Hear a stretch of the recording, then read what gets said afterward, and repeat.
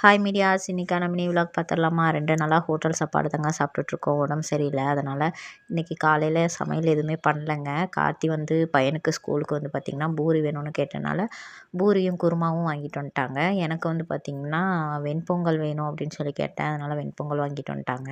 நேற்று நைட்டே ஹாஸ்பிட்டல் போயிட்டு வந்துட்டாங்க. ப்ளட்டு லோவாக இருக்கும். அதனால் உங்களுக்கு இந்த மாதிரி கொஞ்சம் கிறுகிறுப்பாக இருமல், தொண்டை பார்த்திங்கன்னா ப்ளட்டு இல்லாதனால கூட சுருங்கியிருக்கும். அதனால் இருமல் வந்துக்கிட்டே இருக்குங்க அப்படிங்கிற மாதிரி ரீசனெல்லாம் சொன்னாங்கங்க. எனக்கு டேப்லெட்டே சுத்தமாக பிடிக்காது. அதனால் பார்த்திங்கன்னா இருமலுக்கு எனக்கு இந்த சிரப்பு மாதிரி கொடுங்க அப்படின்னு சொல்லி வாங்கிட்டு வந்துட்டோம்.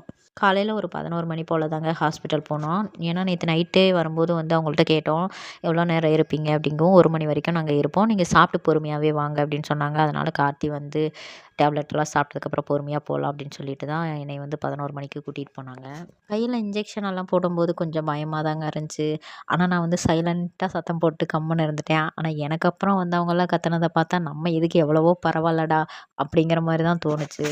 அதான் சொன்னேனே, டேப்லெட் சாப்பிட்ணும் அப்படின்னா எனக்கு சுத்தமாக பிடிக்காதுங்க. அழுதுகிட்டே கூட இன்ஜெக்ஷன் போட்டுருவேன். பட் டேப்லெட் மட்டும் எனக்கு சுத்தமாக பிடிக்காது. வீட்டுக்கு வந்ததும் உடம்பு சரியில்லை அப்படிங்கிற ரீசனை வச்சு ரெஸ்ட் எடுக்க ஆரம்பிச்சிட்டேங்க. கார்த்தி பாத்திரத்தெல்லாம் விளக்கி வச்சுட்டான். கொழுந்தனார் டீ போட்டு கொடுத்துட்டாங்க.